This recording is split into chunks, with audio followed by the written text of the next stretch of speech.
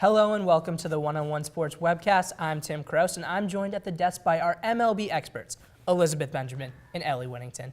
Free agency is upon us in baseball, and the first big deal of the offseason goes to Russell Martin, who signed a 5-year, $82 million contract with the Toronto Blue Jays. Guys, let's discuss contracts we think other prominent free agents will get. We'll start with the very best pitcher available this offseason, and that is Max Scherzer. Elizabeth, how large of a contract will he get? I think he's going to get 5 years and $148 million. This is because his agent is Scott Boras, who's represented Alex Rodriguez, Mark Teixeira, Carlos Beltran. He's used to getting big-time contracts for players like this, so I think he'll have an aggressive contract. And 5 years, while it's not a lot for Scherzer, it's still plenty. And average aging curves of pitchers show that their velocity and strikeouts decreases as they get older. He's already 30 years old, and he's had the lowest fastball velocity of his career at 92.8. This is significant because this could get worse as he ages. Ellie, how large of a contract will Scherzer get? I think 6 year, $150 million. Like Elizabeth said, he's looking for something big, so I think it's going to be a little more than that. He rejected a $144 million 6-year contract re-signing with the Tigers, so I think he is looking for something more. I'm going to have to side with you on this one. I think 5 years is just going to be too little for a pitcher of Scherzer's quality. But let's move from the best righty to the best lefty pitcher. Jon Lester. Ellie, how large of a contract will Jon Lester receive? I think 6 year, $120 million, just because he had a decent time with the A's, the small time he was there, and he has several prospects like the Cubs, the Red Sox, the Royals. The Royals already have a deep bullpen, but they're looking for someone like Lester. So I think that he'll get 6 year, $120 million. Elizabeth? I think he's going to get 6 years, but $150 million, which is essentially his asking price right now.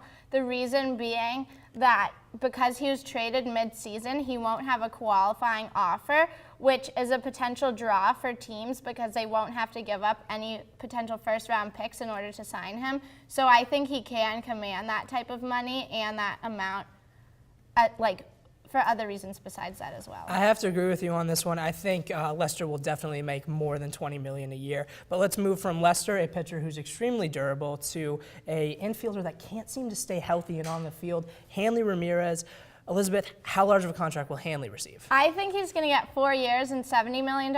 This is because he missed 110 games the last 2 seasons due to various injuries.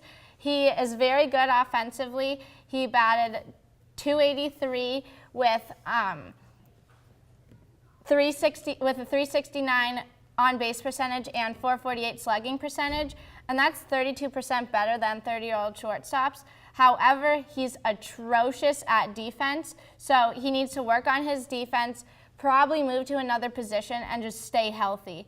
And that's why I think 4 years is the perfect amount of time. Like you said, that his offense is so good that I think he'll get more than that. I think it's going to be more than 4 years, $70 million. I think more like 5 year, $80 million to, I don't think any less than like I don't think any less than like $20 million a year. So he's open to changing positions, which I think is awesome because that's going to give so much more availability, and that's going to make more teams look at him because even though he's not stayed as healthy, he's being open to new possibilities. I'm going to agree with Elizabeth on this one. I think given his injury history, just 4 years is going to be fair for Hanley. So let's move to our last free agent. We'll talk about the 3-time World Series champion, Kung Fu Panda himself, Pablo Sandoval. Ellie, how large of a contract will Sandoval receive? I think 5 year, $85 million. Right now, he had a decent offseason with the Giants. He has played in postseason. He's 3-time world champion. So I think that the Red Sox are heavily looking at him, and he's visited with the Red Sox. So I think that's probably the team that will get him, and so we will see. Elizabeth? I say 6 years, $90 million. He's only 27 years old, but he's already had 3 World Series titles under his belt, so he can command money from other teams who want that postseason experience. That's definitely a draw for teams that he has that. He's good defensively despite weighing 245 pounds. That is very large, especially for a player of his caliber. But that's what a lot of people are saying, like, okay, his weight is a prospect, so we're not going to give him as much money because there's not many players in baseball. True, but he's only 27 and he can improve. You know, he'll probably stay at his position for a little while longer than maybe some other players who are older than him. So that could be a factor. I'm going to have to side with Ellie on this one. I think given his weight concerns, 6 years is just going to be way too much for Pablo Sandoval. But great stuff, guys. Unfortunately, that's all the time we have for this MLB discussion. But stay tuned as Alex sits down with our NFL experts.